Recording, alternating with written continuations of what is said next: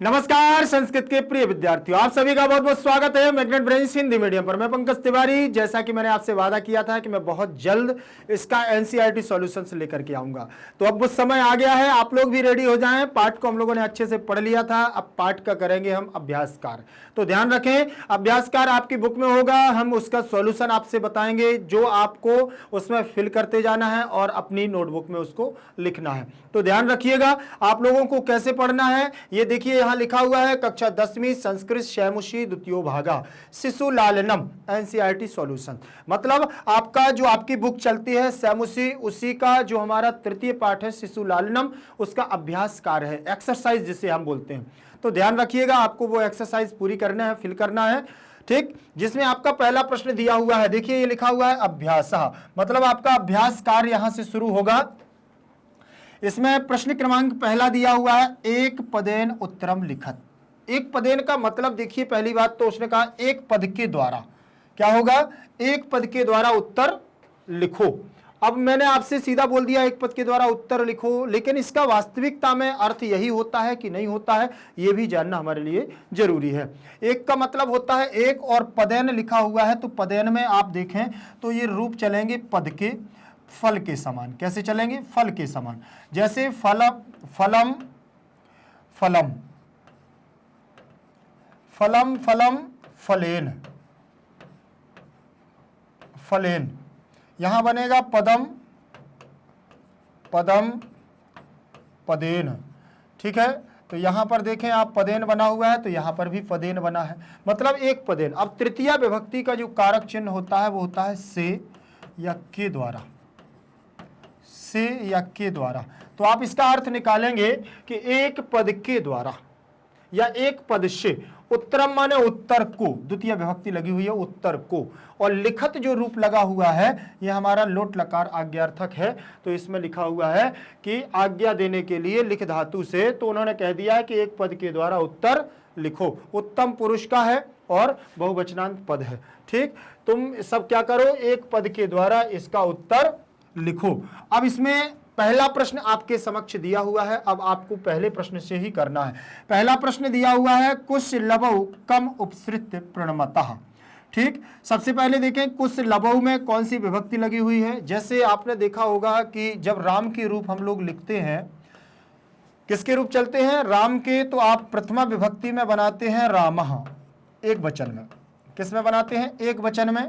और द्विवचन में आप लोग बनाते हैं रामौ रामौ, और बहुवचन में बनाते हैं बेटा रामाह। इस प्रकार से हम लोग क्या बनाते हैं, ये बनाते हैं रूप। ऐसे ही बनेगा हमारा कुश लवः, कुश लवः, कुश लवौ, कुश लवौ, ठीक है। फिर इसके बाद बनेगा कुश लवाह, कुश लवाह। आप इसके रूप चलाएंगे तो ऐसे, तो द्विवचनांत पद लगा है ना, क्या लगा है, द्विवचनांत पद, कुश लवौ। तो कुश और लवौ द्विवचनांत पद लगाने का मतलब यही है कि यहां दोनों से बात की जा रही है कि दोनों जो थे कुश और लव, कम माने किसके और उपसृत माने समीप।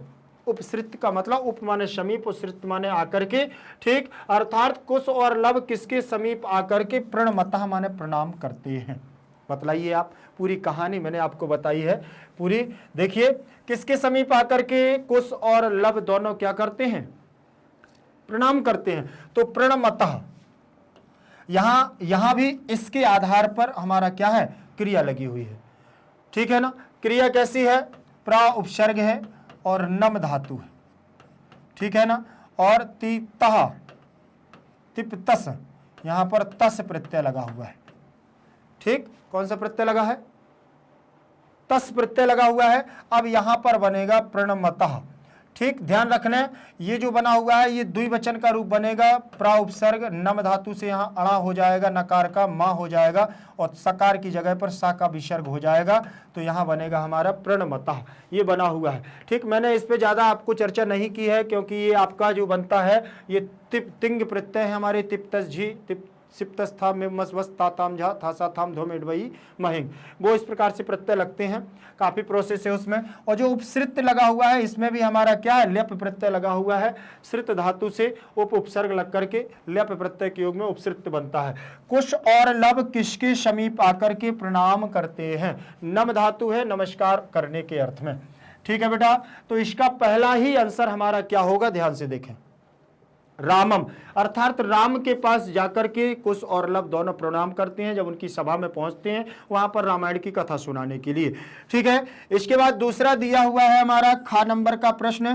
देखिए एक पद के द्वारा आंसर देना है, इसीलिए यहां पर एक पद लिखा है। ठीक, अगर ये पूर्ण वाक्य में होता, पूर्ण वाक्य में पूरा लिखना होता तो आप क्या करते, कुश लबऊ रामम उपसृत प्रणमतः, यहां कम के स्थान पर इसको जोड़ देते और पूरा ज्यों का त्यों अगर अपनी नोटबुक में लिख देते तो ये हमारा पूर्ण वाक्य के द्वारा हो जाता।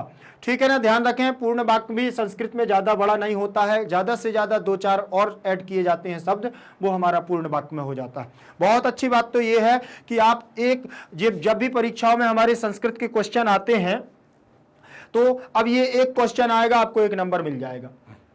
ऐसा हिंदी में नहीं होता, आपके सोशल में नहीं होता है, आपकी साइंस में नहीं होता, मैथ्स में नहीं होता है, बहुत सारी चीजें 1-1 नंबर के लिए आपको हो सकता है 2-2 4-4 लाइन लिखना पड़े।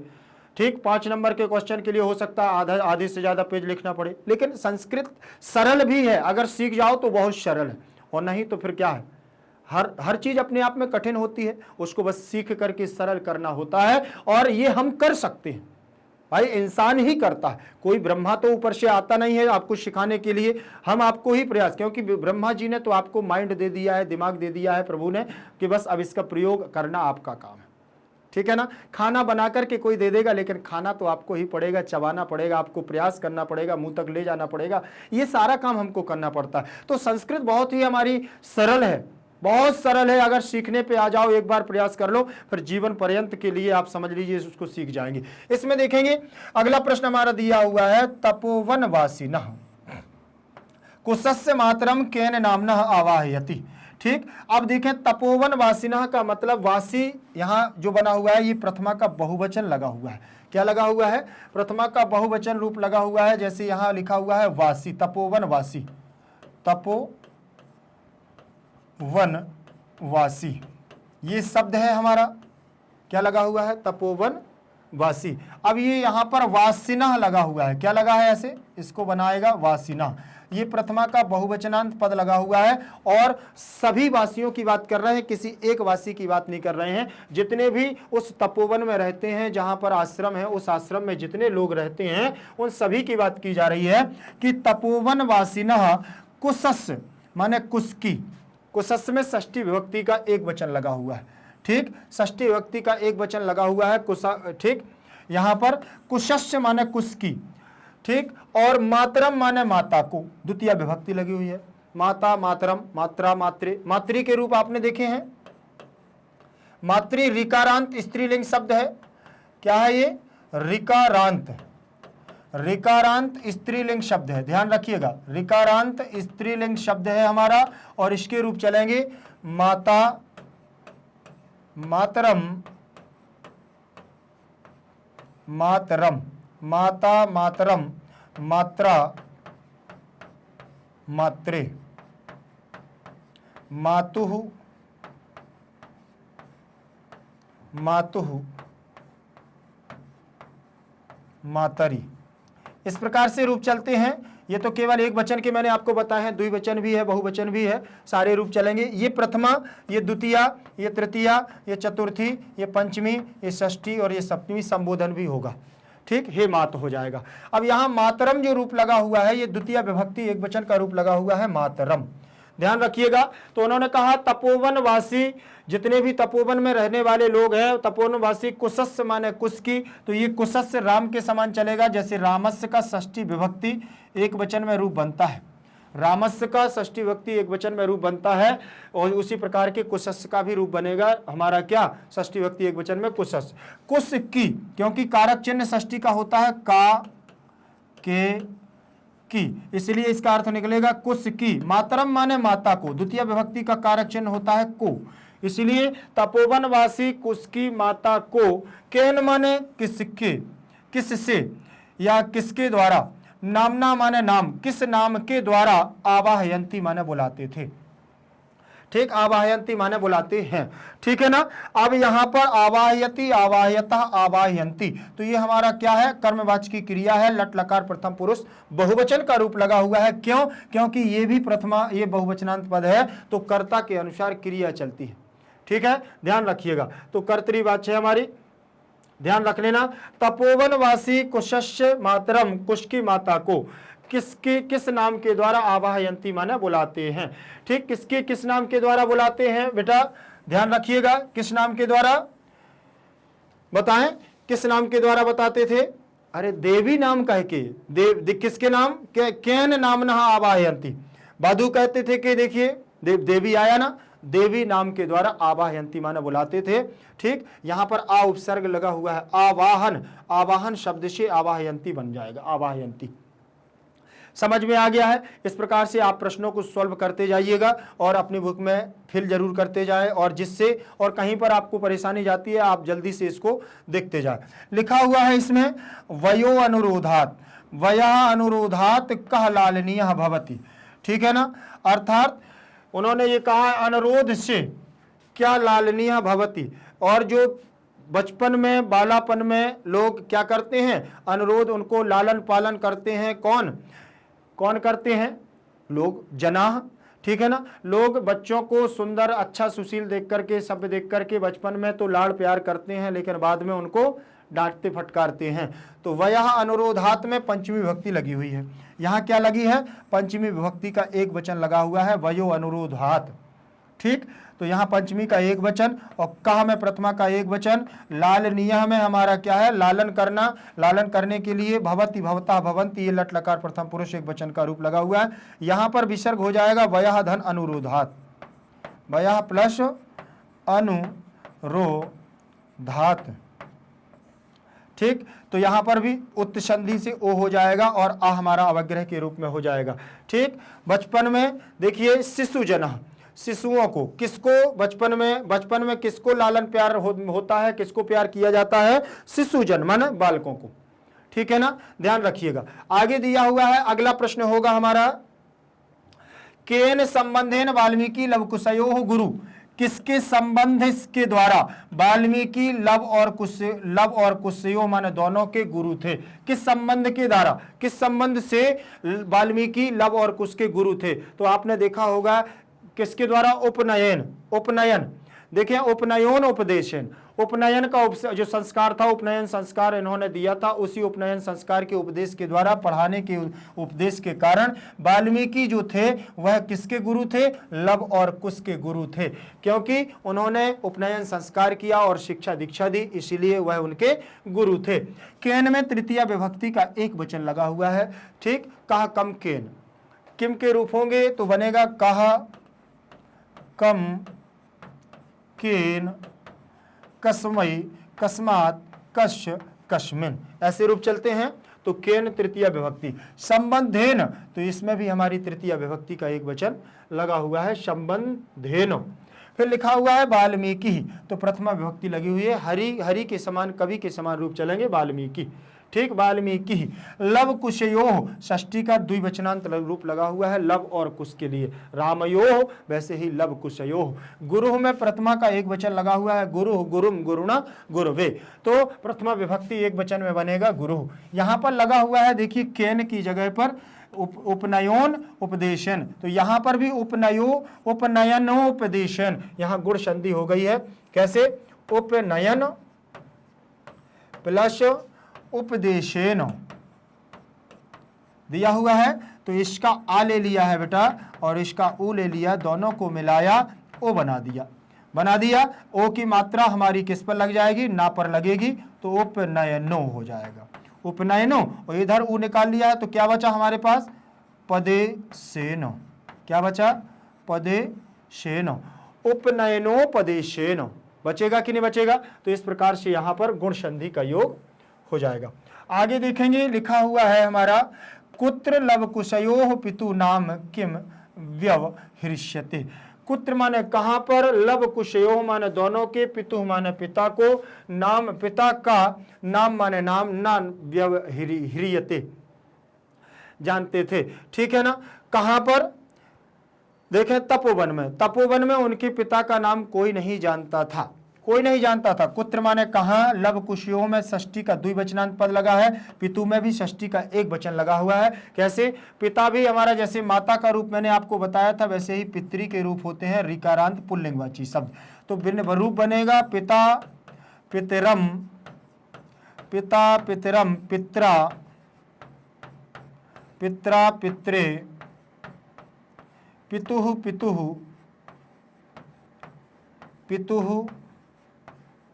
पितुः, पितरी पितरी।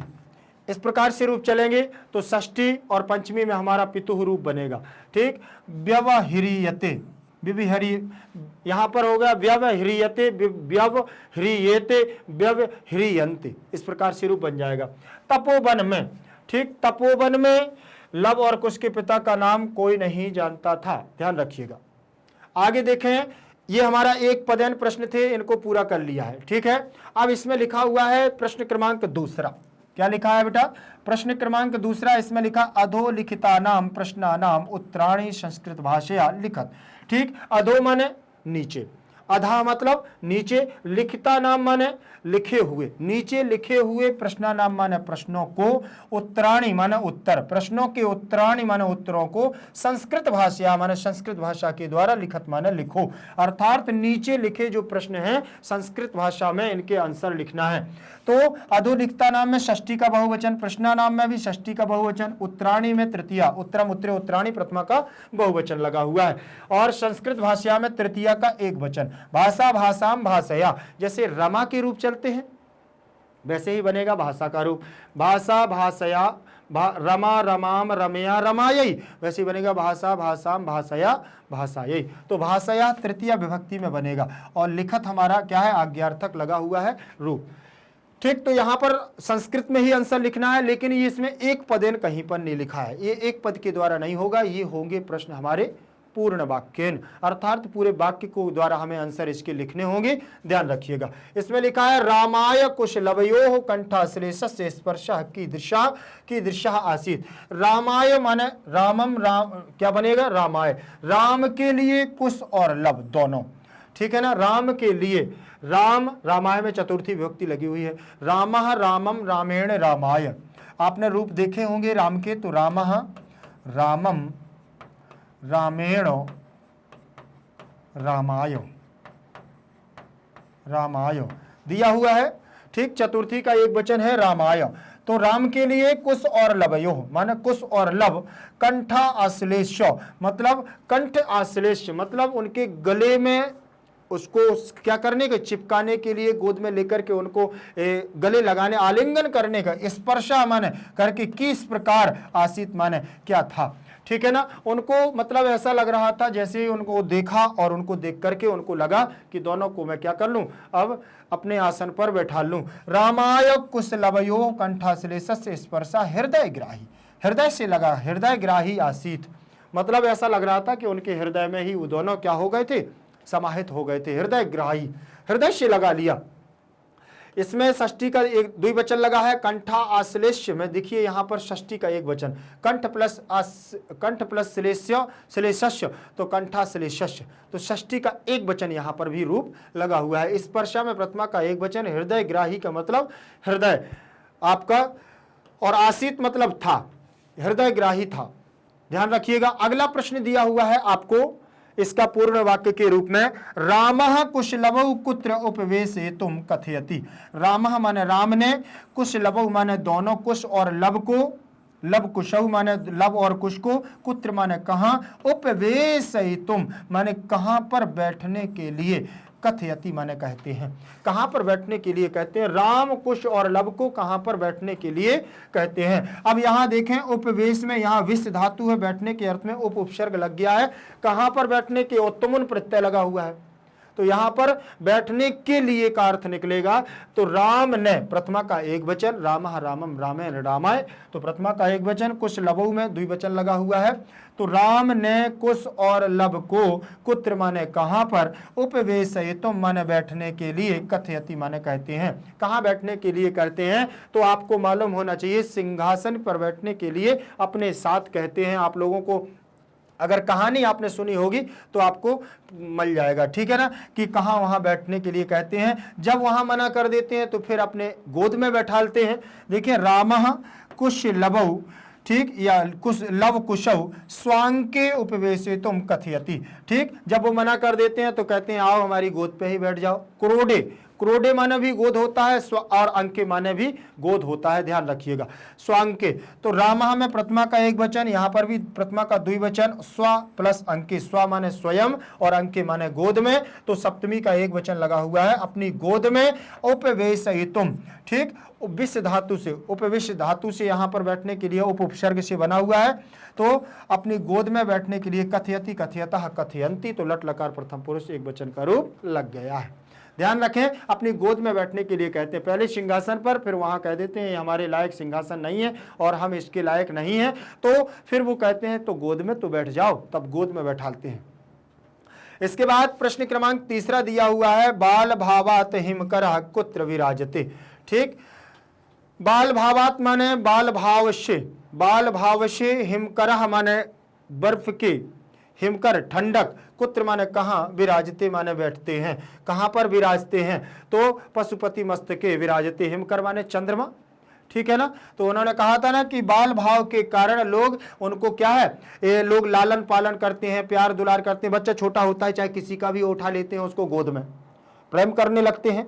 क्यों, कारण यही है कि बालकों में बहुत सुंदर अच्छे लगते हैं, उनकी वाणी अच्छी लगती है, उनका रूप रंग सब कुछ अच्छा, बड़े हो जाते हैं तो कहते चल हट, ऐसे बोलते हैं ना, यहां से निकल जाओ, ऐसा डांटते हैं, चाहे वो पिता हो माता हो कुछ भी हो, तो फिर डांटना शुरू हो जाते हैं। लेकिन उन्होंने कहा, एक उदाहरण दिया था कि जिस प्रकार से बाल भाव के कारण, छोटा होने के कारण, सुंदर होने के कारण, अच्छा होने के कारण, हिमकर माने चंद्रमा को, पशुपति माने भगवान शिव, मस्तके माने अपने मस्तक पर, विराजते माने स्थापित करते हैं, उसी प्रकार से आपको भी ये लगता है कि हम दोनों आपकी गोद में बैठ जाएं, ठीक। तो बोले ये कोई नई बात नहीं है, ये तो सनातन पहले प्राचीन काल से यही चला आ रहा है कि जो सुंदर होता है, छोटा होता है, अच्छा होता है, उसको लोग गोद में उठा करके खिलाते हैं, ठीक। तो पशुपति मस्तके में सप्तमी, देखिए मस्तके में सप्तमी का एक वचन लगा, क्या लगा है बेटा, सप्तमी विभक्ति का एक वचन, विराजते, विराजते, विराजेते, विराजन्ते लगा हुआ है, विराजते, विराजेते, विराजन्ते। बाल भावात में पंचमी का एक वचन लगा हुआ है, जैसे रामात वैसे ही बनेगा बाल भावात। हिमकर प्रथमा का एक वचन लगा हुआ है, ठीक। तो उन्होंने कहा बाल भाव के कारण जिस प्रकार से चंद्रमा को भगवान शिव अपने मस्तक पर विराजमान करते हैं, उसी प्रकार से लोग छोटे बच्चों को भी लालन पालन करते हैं। और इसमें घ नंबर का प्रश्न दिया हुआ है, लव वो कुश लवयो वंशस्य कर्ता का, ठीक, कुश लव मतलब, अब यहां कुश, आप लोग हमेशा देखते हैं कि सबका नाम लव कुश होता है, क्या होता है, लव कुश। आप सहज भले हम लोग भी बोलते हैं तो लव कुश बोलते हैं, लेकिन इसका मतलब क्या है, लव बड़े थे कि कुश बड़े थे, वास्तविकता में कुश बड़े थे, इसीलिए देखो यहां लिखा हुआ है कुश लवयो, ठीक। कुश लवयो माने दोनों, दोनों के, वंशस्य माने वंश का, कर्ता माने निर्माण करने वाला, कह माने कौन है, ठीक। अर्थात तो लव और कुश का वंश का निर्माण करने वाला किस वंश के थे, किस वंश के निर्माण, तो आपने देखा होगा सूर्य दधी रीति, ठीक। अर्थात इनको हम सूर्य वंश के कहते थे। कुशलवयो वंशस्कर्ता सहस्त्र दधीति आशीत, कुशलवयो वंशस्य माने वंश का, कर्ता माने कर्ता, सहस्त्र दधीति आशीत। सहस्त्र दधीति का मतलब सूर्य होता है, सहस्त्र दधीति का मतलब सूर्य होता है। अर्थात कुश और लव के वंश का कर्ता कौन था, सूर्य था, इसीलिए सूर्यवंशी कहलाते हैं ये लोग, ठीक है ना। आपने देखा होगा, और राम को हम इक्ष्वाकु वंश के नाम से भी जानते हैं। और जब रघुवंश महाकाव्य आपने अगर नाम सुना हो, रघुवंश महाकाव्य है तो कालिदास की रचना है, उन्होंने 19 सर्गों में इसका बहुत अच्छा वर्णन किया है, 31 राजाओं का वर्णन किया है रघुवंश के, ठीक। अब रघुवंश रघुवंश वही है, सूर्य, हमारा सूर्य वंश के सूर्य प्रतापी राजा हैं, जैसे उसमें मनु भी हुए और उसमें रघु भी हुए और दिलीप भी हुए और राजा दशरथ भी हुए, अज हुए, उसी प्रकार से राम भी हुए, फिर लवकुश भी हुए।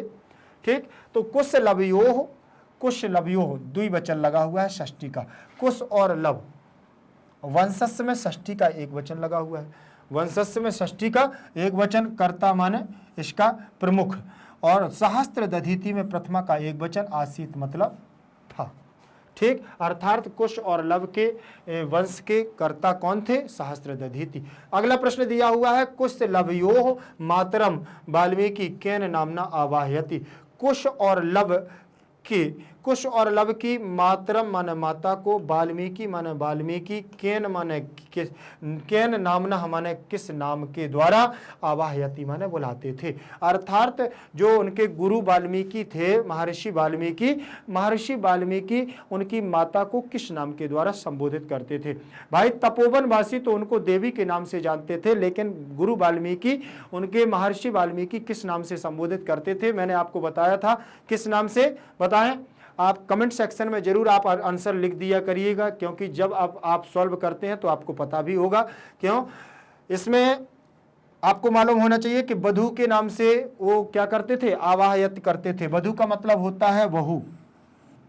कुश लवयोः मातरम वाल्मीकि बधू इति नामना आवाहयति। अर्थात बधू के नाम से क्या करते थे? आवाहित करते थे, बुलाते थे। वो कहते थे बधू इधर आओ, बधू ये काम कर दो, बधू लवकुश को ये काम कर दो, बधू लवकुश को ये करवा दो। मतलब बधू के नाम से संबोधन करना। भाई यही हो सकता है ना, आश्रम का ये कार्य करना, ये करना वहाँ पर, क्योंकि आश्रम में रहना है तो खाना पीना, वहाँ की झाड़ू सब कुछ करना पड़ता था, लकड़ियाँ लाने जंगल जाना पड़ता था। तो स्वयं वही है जिस प्रकार से चलचित्रों में, टीवियों में दिखाया जाता है, तो कहीं ना कहीं वहाँ पर आप अगर 1% भी माने तो सत्य है। ठीक है ना? वैसे तो आप 100% माने कि इसके पहले तो कोई महल तो हुआ नहीं करते थे। महल होते थे तो राजाओं के यहाँ होते थे, लेकिन प्राचीन काल में जब ऋषि तपस्वी रहते थे तो वो जंगल में, आश्रम में ही रहते थे। ठीक, इसके बाद आगे चलेंगे। आपको बता दूं, वाल्मीकि में भी प्रथमा का एक वचन लगा हुआ है, वधु में आपका प्रथमा का एक वचन, और आवाहयति, आवाहयता, आवाहयन्ति, बुलाने के लिए, आवाहन करने के लिए कहा गया है। इसके बाद प्रश्न क्रमांक तीसरा हमारा रहेगा। प्रश्न क्रमांक तीसरा हमारा क्या कहता है? ध्यान से देखिएगा। इसमें लिखा हुआ है कि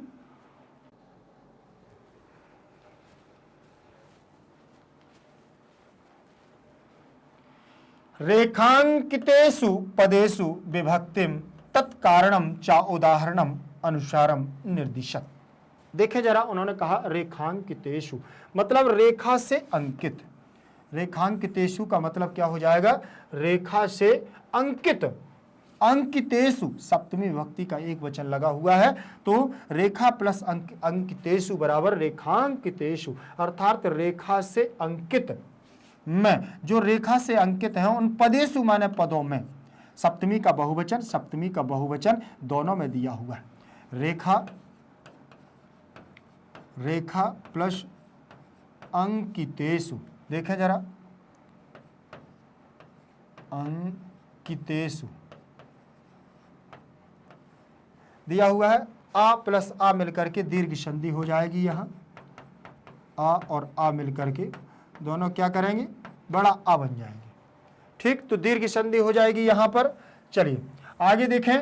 पदेशु में सप्तमी का बहुवचन, यहाँ पर भी पूरे शब्द में देखा जाए तो सप्तमी का बहुवचनांत पद लगा हुआ है।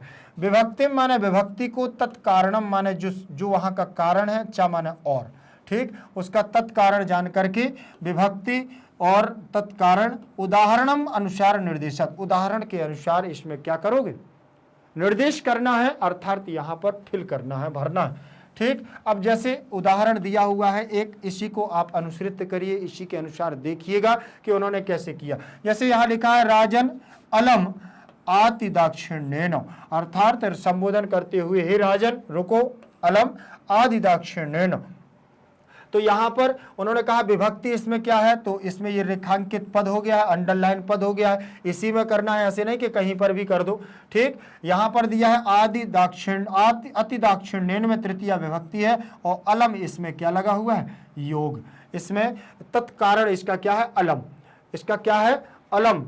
अलम इसका योगे, ठीक, अलम योगे, समझ में आया। अब तत्कारणम का मतलब होता है जो जिस कारण के द्वारा ये इसमें सबसे ज्यादा प्रमुख कारण होगा वही तत्कारण है।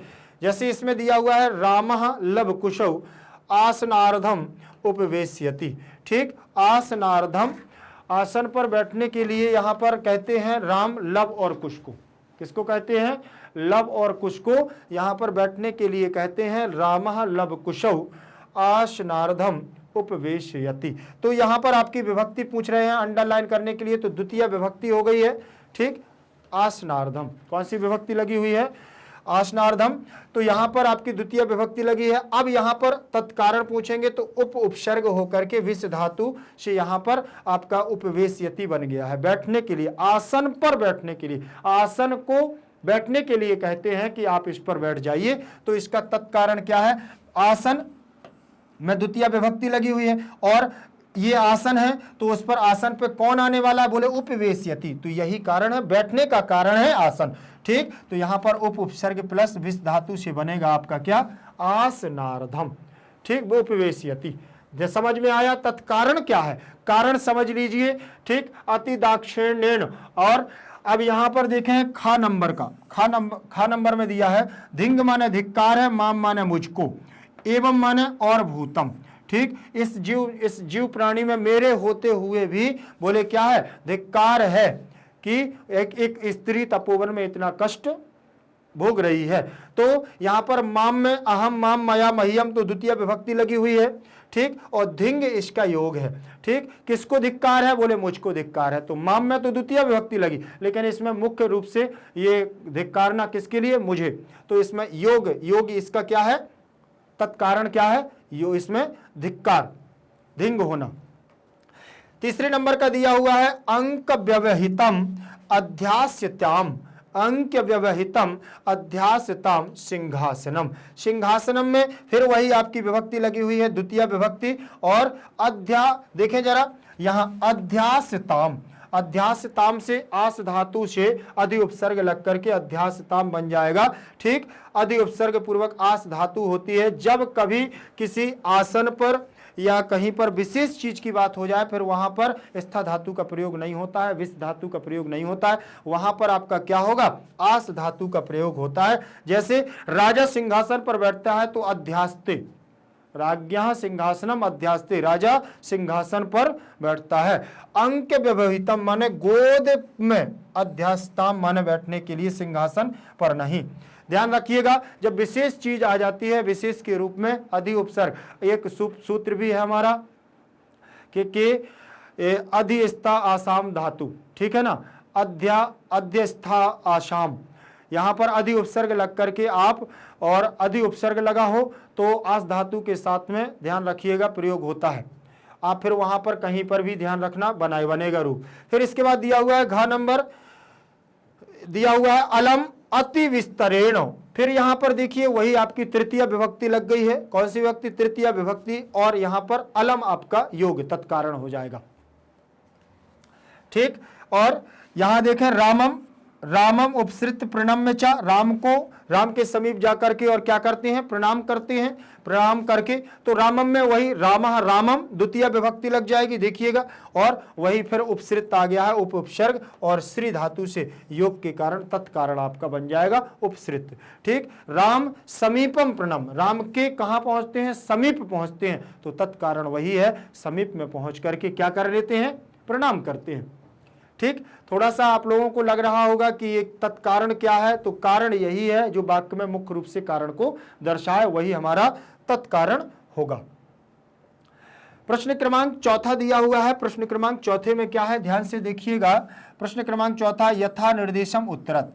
यथा माने जैसा दिया गया है उसी के अनुसार निर्देश मान करके आपको उत्तर देना है। सबसे पहला दिया हुआ है जानामि अहम तस्य नामधेयम अस्मिन् वाक्ये कर्तृपदम किम। जानामि अहम तस्य नामधेयम, ठीक, जानना चाहता हूं मैं, तस्य माने उनके, नामधेयम माने नाम को, ठीक, उनके नाम को जानना। अस्मिन् वाक्ये कर्तृपदम माने जो इसका कर्ता है, इस वाक्य में कर्ता कौन है? तो किसने कहा था? ये अहम, अर्थात राम ने कहा था विदूषक से कि मैं इनके नाम को जानना चाहता हूं। तस्य माने उनके, जानामि यहां लगा हुआ है तो उत्तम पुरुष की क्रिया लगी हुई है, अहम उत्तम पुरुष का क्रिया लगा हुआ है सर्वनाम, तस्य भी वहां पर क्या है उनके लिए कहा गया षष्ठी का एक वचन, नामधेय माने नाम को, अस्मिन माने इस वाक्य माने वाक्य में सप्तमी का एक वचन, कर्तरी माने कर्ता, किम माने क्या, इस वाक्य में कर्ता क्या है ये यहां पर पूछा गया है। तो राम ने ये कहा था इसलिए अहम आ गया है, अहम शब्द प्रयोग हुआ था किसके लिए, राम के लिए। इसके बाद प्रश्न क्रमांक इसमें दूसरा दिया हुआ है कि किम कुपिता एवं भणति उत प्रकृति स्तः अस्मात् वाक्यात हर्षितः इति पदस्य विपरीतार्थकम पदम चित्वा।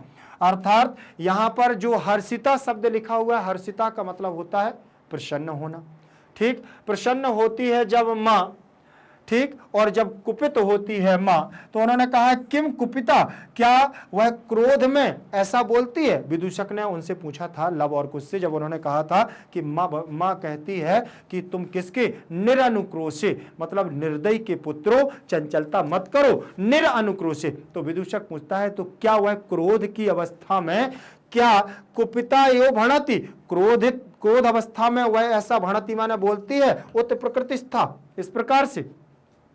तो उन्होंने कहा था कि नहीं, वो तो जब मैं हम लोग चंचलता करते हैं तब ये बोलती हैं, ठीक। तो यहाँ अस्मात् माने इस, अस्मात् माने इससे, इस वाक्यात से, हर्षिता इस वाक्य से वो आपको निकालना, हर्षिता माने प्रसन्न होना, इति पदश इस पद का विपरीतार्थक माने विलोम पद। विलोम पद क्या होगा, हर्षिता माने प्रसन्न होना, तो कुपिता माने क्रोधित होना। तो जैसे रात का दिन, हास्य का, प्रसन्न का दुखित, प्रसन्नता का दुखित होना, तो इस प्रकार से हर्षिता का कुपिता। ध्यान रखिएगा स्त्रीवाची शब्द लगा हुआ है ये हर्षिता, पुल्लिंग होता तो यहां होता हर्षिता, ऐसे छोटा ता होता और विसर्ग होता हर्षिता, ठीक, लेकिन यहां स्त्रीवाची है तो हर्षिता। आपने नाम भी सुना होगा, लड़कियों का नाम होता है हर्षिता, ठीक, समझ में आया। इसका विलोम शब्द हर्षिता का कुपिता, कुपिता माना क्रोधित होना, हर्षिता माना प्रसन्न चित्त होना। अगला दिया हुआ है तीसरे नंबर का प्रश्न दिया हुआ है, ध्यान से देखिएगा कि विदूषकः उपसृत माने समीप जाकर के, राम के समीप जाकर, आज्ञा पयतु बोले आज्ञा चाहते हैं, भवान माने आपकी, आपकी आज्ञा चाहता हूं। अत्र भवान इति पदम कस्मै प्रयुक्तम, कह कम केन कस्मै कस्मात् कस्य कस्मिन, तो ये कस्मै चतुर्थी विभक्ति का लगा हुआ है। किसका लगा हुआ है, ये चतुर्थी विभक्ति एक वचन का रूप लगा हुआ है, ठीक। यहीं से आपका पद निश्चित होगा कि यहां क्या है, किसके लिए प्रयोग किया गया है, कौन, भवान, ठीक। तो अब विदूषकः उपसृत आज्ञा पयतु भवान, ठीक। अत्र भवान पद कस्मै प्रयुक्तम, किसके लिए प्रयोग किया गया है, तो विदूषक किसके समीप जाते हैं बताइए, कि आज्ञा चाहते हैं। राम के पास गए थे कि लवकुश के पास गए थे, आप खुद बता दीजिए। राम के पास, कस्मै प्रयुक्तम, कहा कम केन कस्मै, तो रामाय, राम के लिए प्रयोग किया गया है। कस्मै में चतुर्थी का एक वचन, तो रामाय में भी चतुर्थी का एक वचन लगा हुआ है, और विदूषका में प्रथमा का एक वचन लगा हुआ है, ध्यान रख लेना। उपसृत में उप हमारा उपसर्ग है, श्री धातु है, और ल्यप प्रत्यय से उपसृत बना हुआ है। आज्ञा पयतु में हमारा लोट लकार लगा हुआ है, पयतु पयताम पयंतु ऐसे रूप बनेगा, तू ताम अंतु, ठीक है बेटा। आगे चले, यहां पर देखिए किसके लिए प्रयोग किया है, ये हमारा भवान शब्द राम के लिए प्रयोग किया गया है। आगे देखेंगे, अगला प्रश्न है हमारा घ नंबर का, इसमें क्या पूछा गया है, तस्मादंक व्यवहितम अध्यासितम सिंहासनम अत्र क्रियापदम किम, ठीक। अब यहां पर उन्होंने कहा है तस्माद अंकात व्यवहितम, अर्थात कुछ नहीं है तो बोले अब क्या है, गोद में ही क्या हो जाओ, अध्यासिताम सिंहासनम, सिंहासन पर नहीं बैठना है तो गोद में ही आप आ जाओ। तो यहाँ पर क्रिया क्या है, धातु क्या है, तो यहाँ पर अधि उपसर्ग पूर्वक आस धातु लगी हुई है, तो यही आपकी क्रिया होगी अध्यासताम, ठीक, अध्यासताम, ठीक है ना, और अध्यासन, ठीक, फिर लिखेगा अध्यासत, अध्यास्यत और अध्यास्ताम अध्यासन। तो इस प्रकार से ये द्विवचन का रूप लगा हुआ है, अध्यास्ताम, दोनों के लिए बैठने के लिए कहा था, तो क्रियापद आपका क्या होगा, अध्यास्ताम, ठीक, ध्यान रखिएगा। तो ये आपका क्रिया है, और आप ध्यान रखें इसमें आपका कर्ता किसने, राम ने कहा था कि गोद में आकर के दोनों लोग क्या हो जाओ, बैठ जाओ। तो बैठने के लिए यहां पर ये क्रिया लगी हुई है, बैठना क्रिया है, सिंहासन क्रिया नहीं है। सिंहासन पर बैठना तो वो तो आप सिंहासन एक वस्तु हो जाएगा, ठीक है ना, ध्यान रखना। फिर लिखा हुआ है वयसस्तु न किंचिदंतरम, वयसस्तु न किंचिदंतरम अत्र आयुषः इत्यर्थे किम पदम प्रयुक्तम। आयु के लिए यहां पर कौन सा प्रयोग किया गया है?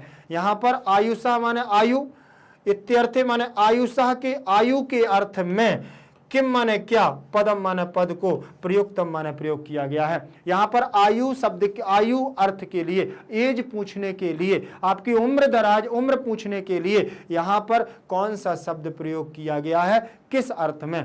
ठीक, तो वयः शब्द यहां लगा होगा, वयः माने होता है आयु, ठीक है, ध्यान रखिएगा।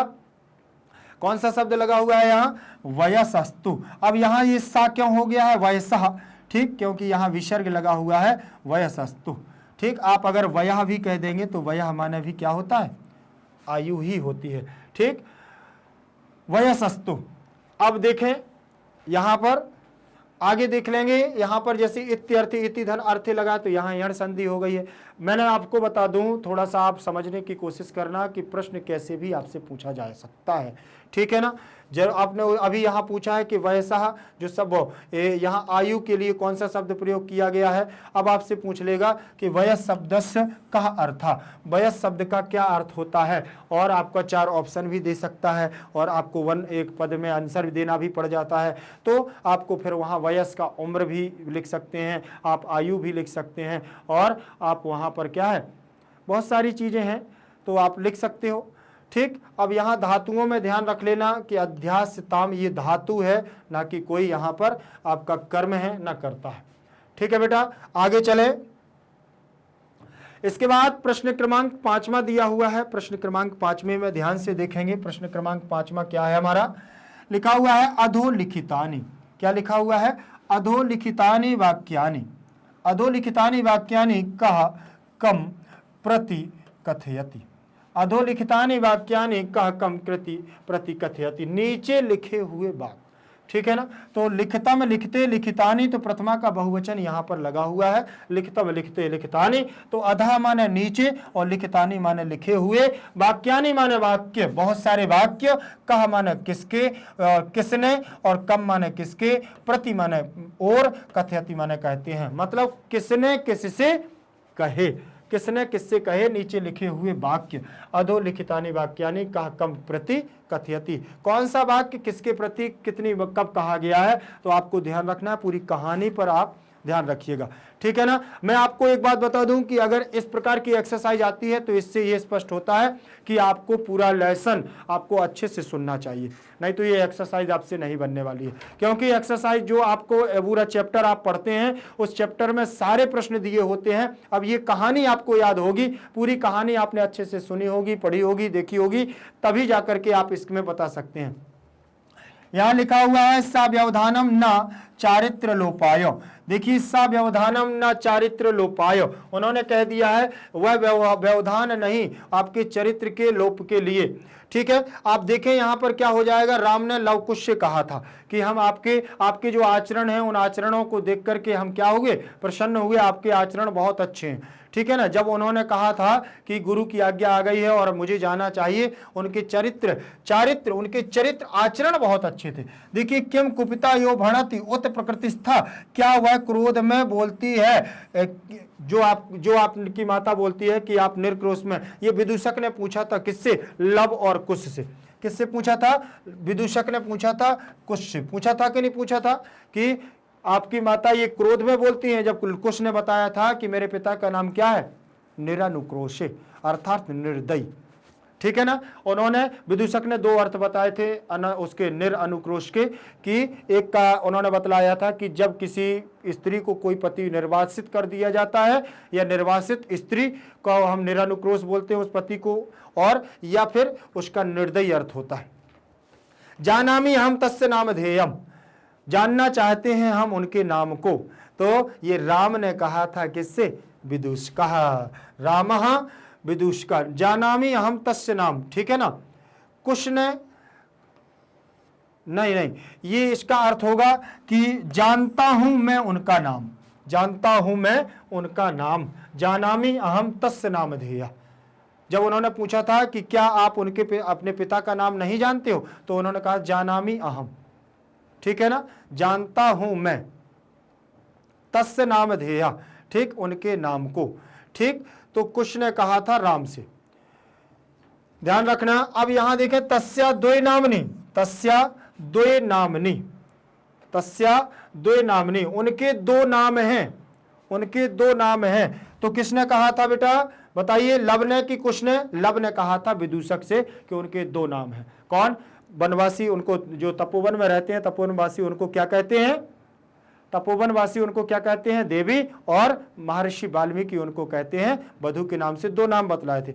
वयस्य अपूर्वम खलु नाम धेया, वयस्य अपूर्वम खलु नाम धेया, अर्थात जो अवस्था है वो अपूर्वम नाम धेया, अपूर्व है, राम ने कहा था विदूषक से, ठीक है ना। इस अवस्था के आधार पर इस समय क्या है, निश्चित ही उनका क्या है, उनकी सहायता करने की आप लोगों की क्या इसमें राय है, ऐसा उन्होंने कहा था, ठीक। आगे देखेंगे, प्रश्न क्रमांक 5वां था, किसने किससे कहा, आप देख लीजिए, आगे चलेंगे।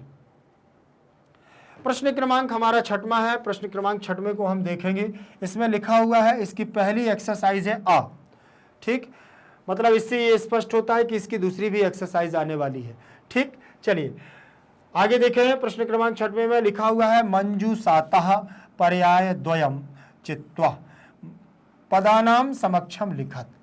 जो ये अलग से आपको हाईलाइट करके शब्द दिए गए हैं, ये एक बॉक्स के अंदर है, आपकी बुक में देखिएगा ग्रीन कलर में बॉक्स होगा या किसी भी कलर में हो, आप तो बस ध्यान रखिएगा, एक बॉक्स टाइप का आपका ऐसा एक्सरसाइज के ऊपर बना होगा, इतना ध्यान रखिएगा, ठीक। तो इसको आप मंजूषा कहते हैं, इसको क्या कहते हैं?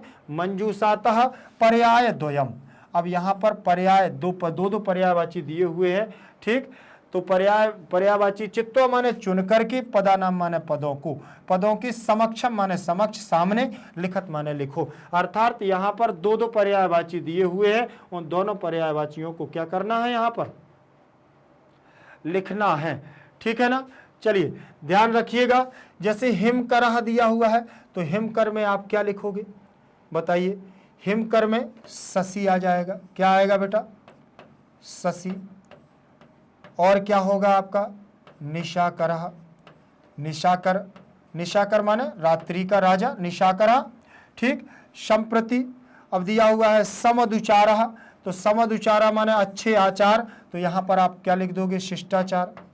अभी मैंने ये छोड़ दिया है, देखो अब ये जैसे परीक्षा में आप सॉल्व करते हो जो आपको नहीं बन रहा है। चलिए मुझे इसमें अभी डाउट है कि इसमें हमें क्या करना है। संप्रति का मतलब जैसे मैं अभी बताऊंगा तो आपको समझ में आ जाएगा, मुझसे चलो मान के चलो नहीं बन रहा, ठीक। लेकिन आप थोड़ा सा अर्थ देखें, इसका मतलब होता है संप्रति का मतलब इसी समय या तो वर्तमान स्थिति। तो इस प्रकार से आप थोड़ा सा कॉमन सेंस लगाएंगे दौड़ करके, ठीक, समझेंगे। और या फिर जो बनते हैं पहले उनको लिखो, तो फिर हमारे पास ऑप्शन कम हो जाएंगे, तो हमारा गैस ज़्यादा लग पाएगा, ठीक। मैं आपको यहाँ पर थोड़ा सा दे रहे हैं, आपने देखा होगा एक होता है प्राचीन काल, एक होता है आधुनिक काल। आप अगर इससे समझ पाए तो समझने की कोशिश करना, नहीं तो मैं बता दूंगा, ठीक। संप्रति का शब्द का मैंने इसीलिए छोड़ा। अब देखें समुचार, समदुचार लिखा ना, सम उदाचार का मतलब शिष्टाचार, क्या होता है? शिष्टाचार दिया हुआ है, ठीक। और सदाचार क्या हो जाएगा? सदाचार हो गया। अब देखें पशुपति के लिए आपको बताने की जरूरत नहीं है, शिव चंद्रशेखर, शिव शिवा हो जाएगा और चंद्रशेखर क्या होगा? चंद्रशेखर हो जाएगा कि नहीं। अब इसके बाद दिया हुआ है तनय। तनय का मतलब क्या होता है बताओ? पुत्र होता है क्या? पुत्र और सुतः होगा कि नहीं होगा। अब चलिए देखिए सहस्त्र दधीचि, बताएं उनके वंश का नाम क्या था? सूर्य, सूर्य, भानु, भानु दिया हुआ है। अब लास्ट में जो बचे हैं वो लिख दो भैया इसमें, ठीक है ना, ध्यान रखियो। इस प्रकार से भी हम आपका क्या कर सकते हैं, मैंने आपको अधुना बताया था ना, आधुनिक काल। आप संकेत अगर समझ गए होंगे तो पूरी बात समझ गए होंगे, ठीक है ना। उसी समय मैंने बताया तो संप्रति का मतलब अधुना, इसी समय, तो अधुना माने इसी समय, अधुना माने अभी जो हमारा चल रहा है, इदानीम माने इसी समय, संप्रति का मतलब भी इसी समय। ठीक, समझ में आया। इस प्रकार से आपको पर्यायवाची भी यहां पर क्या करना है, आपको मंजूषा की सहायता से आपको फिल कर लेना है। ये देखें, शशि निशाकरः, इदानीम अधुना, शिष्टाचार सदाचार, शिव चंद्रशेखरः, सुतः पुत्रः और सूर्यः भानु। इस प्रकार से आप इनको मंजूषा की सहायता से क्या करें बेटा, फिल कर लीजिए। आगे चले। इसके बाद हमारा 6 नंबर की दूसरी एक्सरसाइज दी हुई है, इसको अध्ययन करें। और इसमें क्या लिखा हुआ है ध्यान से देखेंगे। इसमें लिखा है विशेषण विशेष पदानि योजयत। विशेषण को विशेष के साथ पदों को क्या करना है, योजियत माने जोड़ना। विशेष से विशेषण एक शब्द है, उसका क्या होगा, विशेषण होगा। ठीक, अब यहां देखो, ये श्लाघ्य दिया हुआ है, ये कथा दी हुई है, ये विशेषण पद दिए हुए हैं और ये, ठीक है, ये आपके विशेष पद, मतलब ये जो होंगे किसी ना किसी की विशेषता को दर्शा रहे होंगे। आपको बस विशेषण, अब आपको थोड़ा सा यहां बता दूं, विशेषण और विशेष में अंतर क्या होता है। जैसे मैंने कह दिया है लड़का, लड़का, और यहां लिख दिया है सुंदर, ठीक है। अब यहां लिखा है पहले लड़का है, तो सीधा सीधा क्या हो गया, लड़का है। लेकिन मैंने लिख दिया सुंदर लड़का है, तो लड़का कैसा है बेटा, सुंदर, तो ये लड़के की क्या हो गई, विशेषता हो गई, ये विशेषण हो गया। विशेषता को बताने वाला शब्द विशेषण होता है। विशेषता को बताने वाला शब्द क्या होता है, विशेषण। तो आपको उसी विशेषण को यहां से क्या करना है, पृथक करना है, उससे जोड़ना है और इसको जोड़ करके क्या करना है, इनमें लिखना है। इसमें पहला पार्ट दिया हुआ है, दूसरा पार्ट दिया हुआ है, यहां पर भी 4 हमारे ऑप्शन दिए हुए हैं और यहां पर भी 4 ऑप्शन दिए हुए हैं। इसी के आधार पर जब इनको जोड़ेंगे तो आपको समझ में आ जाएगा कि किसमें कौन सा प्रयोग होना है। ठीक है, तो जैसे उदात्त रम्य समदुचारः, अति दीर्घः स्पृश्यः, समरूपः कुशलवयोः, हृदयग्राही प्रवासः, कुमारयोः कुटुंब वृत्तांतम। ठीक, अब देखें समवृत्तांत, उन्होंने बोला था कि हमारे परिवार का वृत्तांत कैसा है, बोले समरूप है क्या, एक समान है क्या। तो ये देखो आपने यहां से जोड़ा, बन गया है ना। प्रवासः, लेकिन निवास बोले अति दीर्घ, बहुत लंबे समय तक अति दीर्घ। कुशलवयोः, तो क्या कर लिया है, कुमारियोः। ठीक, कुमारियोः, ध्यान रखिएगा। और ये आप कुटुंब का समरूप हो जाएगा, प्रवास का अति दीर्घ हो जाएगा। अब क्या हो जाएगा आपको ध्यान रखना, स्पर्श किया हृदयग्राही, स्पर्श को क्या किया, हृदयग्राही। समदुचार क्या हो जाएगा आपका, उदात्त रम्य, कि यहां पर स्पर्श के लिए उदात्त रम्य कर दीजिए, या समुदुचार क्या हो जाएगा, देख लीजिए ये आ गए हैं आपके यहां पर। उदात्त रम्य का देखिए समुदुचार हो गया, अति दीर्घ का प्रवास हो गया है, समरूप का आपका कुटुंब हो गया, कुटुंब का वृत्तांत हो गया, हृदयग्राही स्पर्श हो गया है, कुमारयोः आपका कुशलवयोः हो गया। सारे बन गए ना। तो इस प्रकार से आपकी एक्सरसाइज में 6 नंबर की एक्सरसाइज जो थी, आप उसको क्या है, विशेषण और विशेष से क्या करेंगे, मिला लेंगे। जब तक आप मिलाएंगे और आप विशेषण को समझेंगे नहीं, मान के चलिए यहां पर लिखा है समुदाचार, उनके आचरण कैसे थे, बोले उदात्त रम्य, अति रमणीय उनके ऐसे आचरण थे। प्रवास, राम ने कहा था कि उनका जंगल में प्रवास रहना, मतलब इतने दूर तक रहना स्त्री का, बोले अति दीर्घा, लंबे समय तक अच्छा नहीं है। कुटुंब वृत्तांतम, आपने देखा कि उन्होंने कहा कि परिवार हमारा, इस परिवार का वृत्तांत और इनके परिवार का वृत्तांत समरूप है क्या, एक समान है क्या। फिर उन्होंने कहा था स्पर्श, स्पर्श के लिए क्या होगा, हृदय, हृदय में उन्होंने स्पर्श कर लिया था ना। ठीक, फिर किया कुशलवयोः, अब कुश और लव दोनों की बात कर रहे, तो दोनों कुमार ही तो थे, दोनों राजकुमार थे, इसीलिए कुमारयोः बन गया। अब विभक्ति से देखें तो एक समान इसमें है और इसमें है, तो इस ऐसे भी आप देख सकते हैं। इसमें देखें समरूपः कुटुंब वृत्तांत अति दीर्घ प्रवासः, तो बहुत सारी चीज़ें हैं, अगर इसमें दिमाग लगा करके प्रयोग किया जाए तो हम इस पे क्या है, ये सारी चीज़ें ज़्यादा कठिन नहीं होता है, चाहे वो एनसीईआरटी का अगर पार्ट को अच्छे से पढ़ लिया है तो सारी चीज़ें हम अच्छे से कर सकते हैं। अब यहाँ पर देखते हैं प्रश्न क्रमांक 7 हमारी एक्सरसाइज का आया है, ठीक, और काफ़ी बड़ी एक्सरसाइज है, इस बात को आप ध्यान रखिएगा, आपका पार्ट है, आप लोग अच्छे से बस इसको करते जाइएगा, क्योंकि मूल उद्देश्य होता है एक्सरसाइज अच्छे से होना। प्रश्न क्रमांक 7 दिया हुआ है, प्रश्न क्रमांक 7 में उन्होंने कहा है आ, मतलब इसमें भी दूसरी एक्सरसाइज है अभी, क्योंकि इसके आ नंबर की एक्सरसाइज है, अभी बड़ा आ की रह गई है। अधो लिखित पदेशु संधिम कुरुत। अब अधो माने नीचे, अधा मतलब नीचे, लिखित पदेशु माने लिखे हुए पदों में, संधिम माने संधि, और कुरुत माने करो। ये आज्ञार्थक रूप लगा हुआ है क्रिया धातु का करो।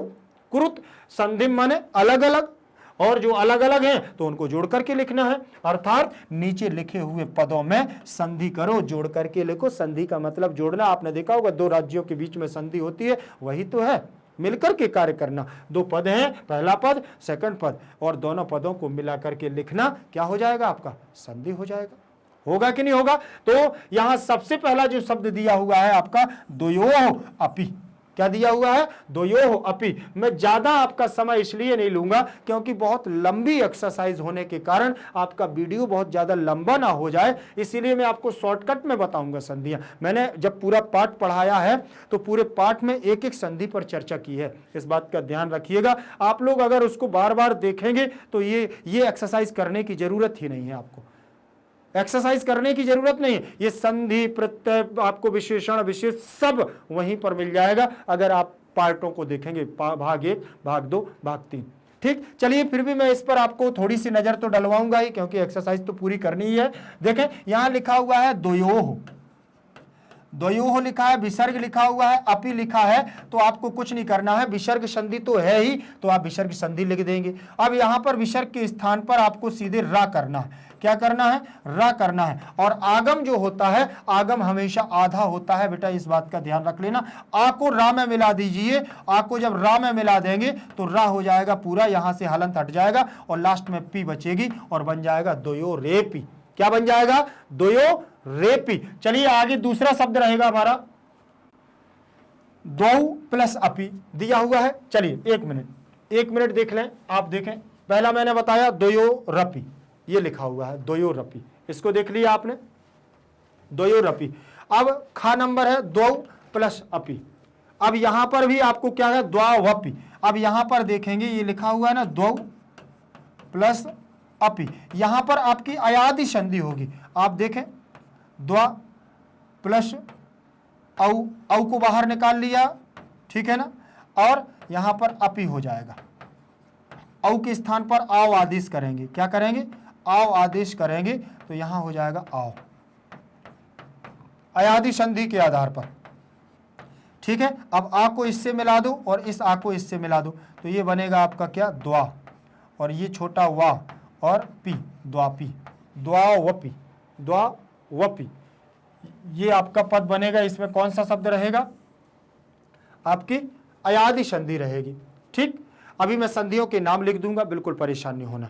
यहां लिखा हुआ है कह धन अत्र, तो यहां पर आपको बना लेना है विसर्ग के स्थान पर ओ, विसर्ग के स्थान पर क्या हो जाएगा आपका, कह प्लस अत्र दिया हुआ है, तो यहां बनेगा आपका विसर्ग के स्थान पर ओ। वैसे उत्त संधि होती है, आप विसर्ग संधि ही लगाए, आ को अवग्रह के रूप में यहां ले आएंगे और ये जुड़ जाएगा, शब्द बनेगा आपका कोत्र। ठीक, कोत्र, तो यहां पर आपकी विसर्ग संधि हो जाएगी, ध्यान रखना। ठीक, आगे लिखा हुआ है अनभिज्ञ प्लस अहम, तो यहां पर शब्द आपका जो बनेगा सेम आपका कोत्र, को अत्र जो लिखा हुआ है ना, कोत्र, कोत्र, तो इसके अनुसार बनेगा। लिखा हुआ है अनभिज्ञ, क्या लिखा है, अनभिज्ञ प्लस अहम, क्या लिखा है, प्लस अहम दिया हुआ है बेटा। ठीक, अब यहां पर आप जो बनाएंगे तो ये आपका शब्द बनेगा अनभिज्ञों, आ जाएगा ऐसे अहम, अनभिज्ञो अहम बन जाएगा, अनभिज्ञो अहम। तो यहां पर भी आपकी विसर्ग संधि ही होगी। कौन सी संधि होगी, यहां विसर्ग संधि ही होगी, अनभिज्ञो हम। फिर इसके बाद दिया हुआ है इति प्लस आत्मानम, तो आप इसको यही देख लीजिए, यहां होगी आपकी क्या, ई ता, ता में से ई को निकाल लिया बाहर और आत्मानम यहां सेम लिख दिया, आत्मानम लिख गया। अब ई के स्थान पर या कर देना है यण संधि के आधार पर। मैं ज्यादा समय नहीं ले रहा हूं, नहीं तो एक संधि में आपको कम से कम 5-7 मिनट लगेगा। और अगर ये हमारी कितनी संधियां हैं, 5 संधि हैं, तो ये मान के चलिए कि 30 मिनट चले जाएंगे आपके। ठीक, इसीलिए मैं केवल मैंने आपको बार बार अगर इनको देखना है तो आप पार्ट में जरूर देखिएगा। मैं आपको बता दूं कि और यहां आपको कोई पैसा नहीं लगता है कि एक बार क्लास मिलेगी इसके बाद नहीं मिलेगी। भारत का एकमात्र ऐसा प्लेटफॉर्म, मैं तो अपने आप को बहुत सौभाग्यशाली मानता हूं कि मैं आप लोगों को निःशुल्क शिक्षा दे रहा हूं यहां से, ठीक है ना। जो आप लोगों के लिए इतना बड़ा पूरा आप लोगों के लिए संस्था चला रहे हैं और निःशुल्क आप लोगों के लिए दे रहे हैं, आप इतना मान करके चलिए कि बहुत बड़ी ये बात है।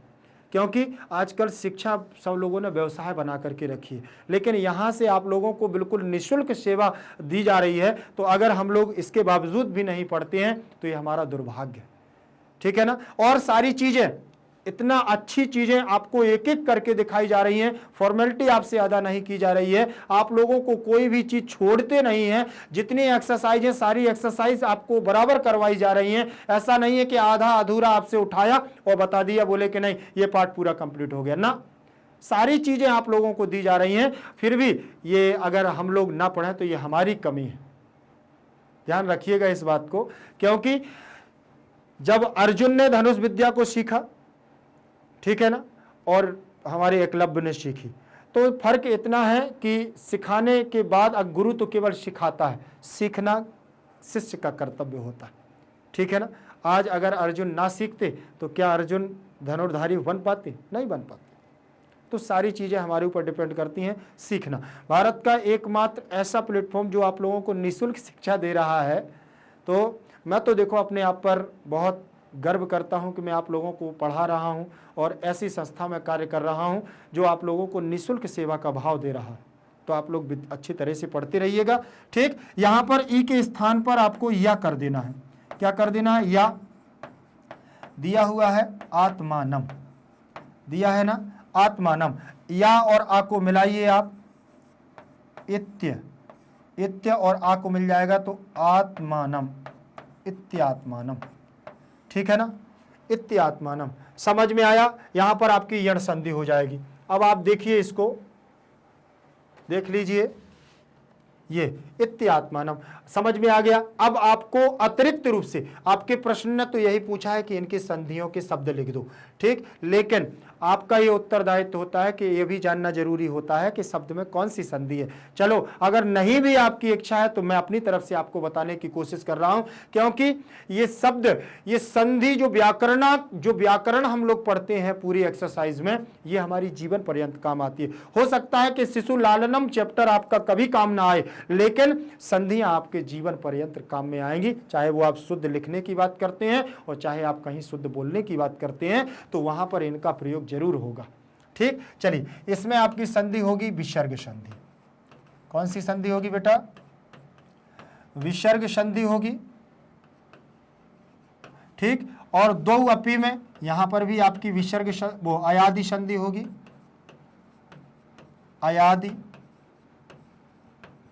अयादि संधि अगर पूछे कोई तो आप कह सकते हैं अच संधि का भेद है।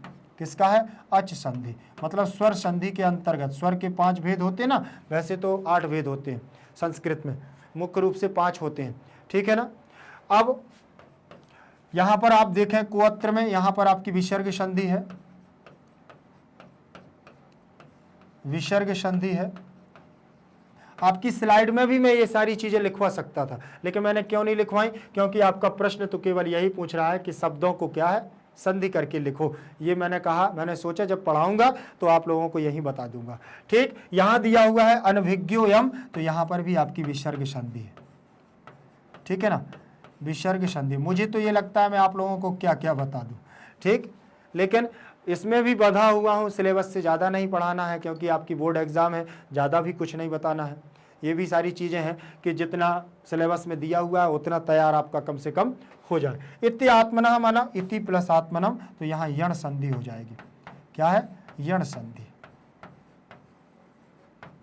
ठीक, ये भी आपका अच संधि का भेद है, ध्यान रखिएगा। क्या है, अच संधि, स्वर संधि के अंतर्गत। अगर कभी जैसे पूछ लिया इत्यानम में कौन सी संधि, यण संधि नहीं मिलता है तो आप अच संधि लगा सकते हैं। जैसे इसमें दिया हुआ द्वा वापी में अगर अयादि संधि नहीं मिलता है तो आप अच संधि लगा सकते हैं, इसमें कोई वो नहीं है, आप गलत नहीं, ये सब सही हो जाएगी। ठीक है बेटा, आगे चलते हैं, इसको आप देख लीजिए अच्छे से, ठीक, स्क्रीनशॉट भी कर सकते हैं। आगे चलें, आगे देख लेंगे। इसके बाद अगले नंबर की एक्सरसाइज होगी हमारी 7 की आ, अर्थात बड़ा आ की एक्सरसाइज होगी। देखिए 7 नंबर में लिखा हुआ है अधोलिखित पदेषु विच्छेदम कुरुत। अधोलिखित पदेषु का मतलब यही होता है कि नीचे लिखे हुए पदों में विच्छेदम मतलब अलग अलग। अभी तक हम लोग क्या कर रहे थे, पदों को क्या कर रहे थे, हम संधि कर रहे थे, मिला रहे थे। अब हमें क्या करना है, पदों को अलग अलग करना है। पहले हम लोगों ने 2 पद थे, प्रथम पद और द्वितीय पद दोनों को मिलाकर के एक पद का निर्माण किया जिसे हम संधि कहते हैं। अब उन्होंने दिया है एक पद दिया है, उस पद को 2 पदों में 3 पदों में जितने में अलग हो सके उतने में अलग करना है। देखें, अधोलिखित पदेषु विच्छेदम कुरुत, अर्थात इनको अलग अलग करिए। तो अहम अपि एतयोः, इसमें हो जाएगा अहम अपि प्लस एतयोः, ठीक है ना, ये आपका पद हो गया। ये लिखा हुआ है वयः प्लस अनुरोधात्, ये आपका लिखा हुआ है अनुरोधात्। ठीक, यहां लिखा हुआ है समानाभिजनौ, ठीक, समान प्लस सम प्लस ये नाभिजनौ, ठीक है ना, समाना अभिजनौ,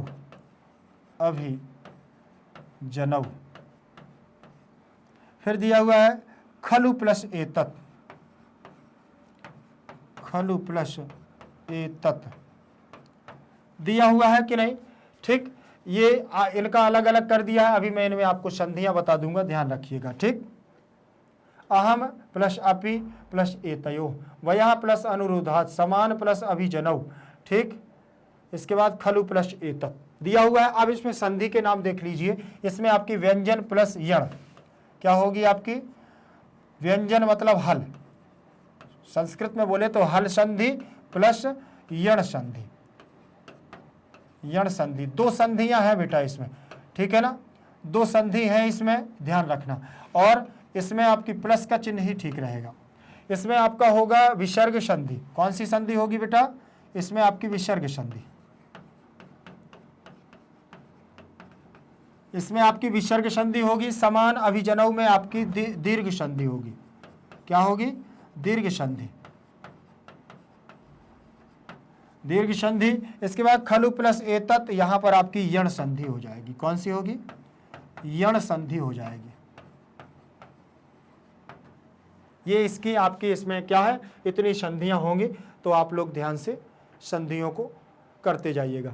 ठीक, अब मैं आपको ये संधियां थोड़ा सा बताने की इसलिए कोशिश करूंगा क्योंकि ये संधियां आपके लिए बहुत इंपॉर्टेंट हैं। और अभी मैंने आपको केवल इनका पद बता दिया प्रश्न के अनुसार। अब इनको जो जोड़ा है वो एक शब्द कैसे बना, मैं आपको बहुत जल्दी कम समय में ये सारी चीजें बता दूंगा। ठीक, ध्यान से देखिएगा। अहम अपि, इस आ को आप इसमें मिला दीजिए माँ में, तो माँ आधा है तो पूरा हो जाएगा। देखिए अहम हो गया। अब जब आ इसमें मिल गया तो यहाँ क्या बचेगा, केवल पी, तो मैंने इसमें पी जोड़ दिया कि नहीं जोड़ दिया। अब आपका प्लस में क्या दिया हुआ है, एतयोः, क्या दिया है, एतयोः, देखो एतयोः दिया है। अब कुछ नहीं करना है, इस पा में से जो यहाँ ई थी ना, पा को आधा कर दीजिए और ई को बाहर ले लीजिए। ठीक, ऐसा कर दे। अब ई के स्थान पर आपको क्या करना है, या कर देना है यण संधि के आधार पर। ये पा आधा है तो ऐसा ना लिख करके अगर हम इसको ऐसा लिख दें तो सही रहेगा। तो अब इस ए की मात्रा इस पर लगा दीजिए तो ये हो जाएगा पूरा, तो यहां से ए हट जाएगा। अब क्या बचा आपके पास, तयोः, क्या बचा है, तयोः बचा है। अब इसको क्या है, यहां से हटा दीजिए। शब्द देखिए, अहमप्य एतयोः, अहमप्य एतयोः, देख लीजिए आप, बन गया कि नहीं बन गया, बिल्कुल बन जाएगा, कोई दिक्कत नहीं जाती है। आप तो बस अच्छे से ध्यान से देखते जाएं। यहाँ लिखा है वयो अनुरोधात, तो वयः अनुरोधात लिखा, विसर्ग है ना यहाँ, तो आपको कुछ नहीं करना है, विसर्ग के स्थान पर ऊ कर देना है, विसर्ग के स्थान पर क्या कर देना है, ऊ कर देना है, अनुरोधात शब्द यहाँ लिख देना है। ठीक, इतना कर दिया। अब ऊ हो गया, तो इस या में आ और यहां पर ऊ, तो आ और ऊ मिल करके गुण संधि में ओ होता है, तो आपको अब दोनों को मिला करके ओ कर देना है। ठीक, अब नियम ये कहता है कि पीछे आने वाला आ क्या हो जाएगा, यहां खंडाकार आ के रूप में हो जाएगा, अवग्रह के रूप में। और जब आ यहां आ गया तो हमारे पास क्या बचा हुआ है, नु रो धात, क्या बचा है, नु रो धात, अनुरोधात बचा हुआ है ना, तो अनुरोधात इसमें क्या कर दिया हम लोगों ने, पूरा कर दिया है। समझ में आ गया, अनुरोधात बन गया कि नहीं बन गया, कि नहीं बना। अब अनुरोधात इसमें बन गया है, तो ये भी हमारी विसर्ग संधि पूरी हो गई है। आगे देखें, दिया हुआ है समानाभिजनौ, क्या दिया हुआ है, समानाभिजनौ, आ और आ मिलकर के यहां दीर्घ संधि, ये तो सरल है, बिल्कुल दीर्घ संधि है, इसका आ और इसका आ दोनों मिलकर के बड़ा आ बना लेते हैं और इसमें क्या कर देते हैं, बड़ा आ ना में जोड़ देते हैं, तो समाना बन गया और आ निकल जाएगा, तो भी और जनौ, समानाभि जनौ पद बन जाएगा, ये बना हुआ है, बन गया। अब खलु एतत दिया हुआ है, तो इसमें ऊ को बाहर कर लेंगे, तो खल हमारा ऐसे हो जाएगा, ऊ यहां आ जाएगा, एतत हमारा ऐसे जुड़ जाएगा, दिया हुआ है। अब ऊ के स्थान पर वा कर देना है यण संधि के आधार पर, तो यहां वा हो जाएगा और एतत शब्द हमारा लिख जाएगा। इसको लिखें तो ऐसे लिख सकते हैं, खल्व हो गया और इसमें आधा लगा है लेकिन पीछे स्वर है ए, इसकी मात्रा यहां लग जाएगी, तो ये पूरा हो जाएगा, तत् इसमें जुड़ जाएगा, खलवे तत् बन गया यण संधि। बहुत सरल है, बस थोड़ा सा इसमें क्या है, अपना बस सूझबूझ के साथ, जिसे हम कहते हैं आराम से पढ़ना, अच्छे से पढ़ना। ठीक, आज की क्लास यहीं तक, काफ़ी इसकी एक्सरसाइज थी, हम लोगों ने अच्छे से की और बहुत जल्द हम इसको और आगे आपके इसके जो आपके MCQs हैं, आपके मोस्ट इम्पॉर्टेंट क्वेश्चन हैं, तो आपके लिए बहुत सारी चीज़ें हम लोग एकत्रित कर रहे हैं आपकी परीक्षा से संबंधित।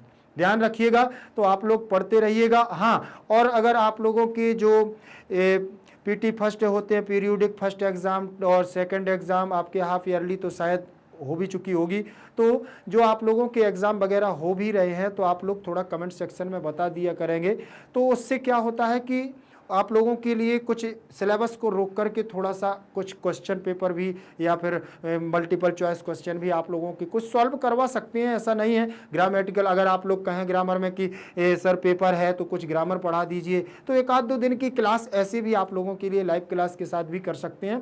तो आप लोग थोड़ा सा इन्फॉर्मेशन देते रहेंगे तो जिससे कुछ करें। देखिए आप लोग इतने दूर हैं, बिहार हैं और यूपी में हैं, ठीक, यहाँ तो केवल आप इंफॉर्मेशन देंगे तभी हम कुछ करेंगे। बाकी सिलेबस के साथ आप लोगों के साथ कोई भी डिस्टरबेंस नहीं होगा। सिलेबस इसी प्रकार सीक्वेंस के साथ आपके साथ यहाँ हम लोग देते रहेंगे। अच्छे से आप लोग पढ़ते रहिएगा और क्रमबद्धता के साथ आपका क्या है, पाठ वगैरह भी चलते रहेंगे। तो मैं आपको बस इतना कहूँगा कि आपको चिंता करने की ज़रूरत नहीं है। आप किसी भी माध्यम से हो, चाहे आपका CBSE हिंदी मीडियम हो, चाहे आप इंग्लिश मीडियम से हो, आप यूपी से हो, बिहार से हो, कहीं से भी हो, तो एक बात ध्यान रख लेना कि भारत का एकमात्र ऐसा प्लेटफॉर्म जो आप लोगों को देता है बिल्कुल निःशुल्क शिक्षा बिना किसी शुल्क के साथ। तो आप लोग बढ़िया से मस्ती के साथ पढ़ते रहिएगा, क्योंकि एक टैग आप लोगों के यहाँ पर देखिए देख रहे होंगे, इसमें लिखा है हाई क्वालिटी एजुकेशन। इसका मतलब यही है कि उच्च गुणवत्ता के साथ यहाँ पर शिक्षा दी जाती है, वो भी योग्य शिक्षकों के द्वारा। अच्छे से अच्छे यहाँ पर शिक्षक आप लोगों के लिए कार्यरत में हैं, जो आप लोगों को शिक्षा दे रहे हैं। तो आप लोग बढ़िया से मस्ती के साथ पढ़ते रहिएगा। हाँ, अगर किसी को नोट्सों की ज़रूरत है, यहाँ से आप रिटन नोट्स चाहते हैं, तो आप लोग कुछ नीचे डिस्क्रिप्शन लिंक पर जाएंगे तो ई नोट्स और ई बुक्स के माध्यम से यहाँ से नोट्स भी प्रोवाइड कर सकते हैं, प्राप्त कर सकते हैं। अब मैं आपको एक बात और बता दूं कि आप लोगों को अगर ये वीडियो अच्छा लगता है तो लाइक शेयर जरूर करते रहिएगा, और चैनल को अभी तक सब्सक्राइब नहीं किया है तो चैनल को सब्सक्राइब कर लीजिएगा। नए वीडियो की अपडेट आपके मोबाइल फ़ोन पर नहीं आ रही है तो भैया एक घंटी बनी होगी, उस घंटी को जरूर दबा देना, वही है आपका संकेत। वही, क्योंकि जब किसी के घर में जाना पड़ता है तो घंटी बजानी पड़ती है, बेल बजानी पड़ती ना, तो ये भी है। आपको मैग्नेट ब्रेन्स के नए नए वीडियो चाहिए तो आपको बेल आइकन जरूर दबाना होगा। और अगले वीडियो तक के लिए ध्यान रखिएगा, आप बहुत जल्द आप लोगों के लिए हम, क्योंकि वन लाइन फैक्ट वाले क्वेश्चन होंगे, आपके मोस्ट इंपोर्टेंट क्वेश्चन होंगे, मल्टीपल चॉइस क्वेश्चन होंगे, वो लेकर के आएंगे। तो ध्यान रखना, आप हमारे साथ बने रहिएगा। जय तु संस्कृतम, जय तु भारतम।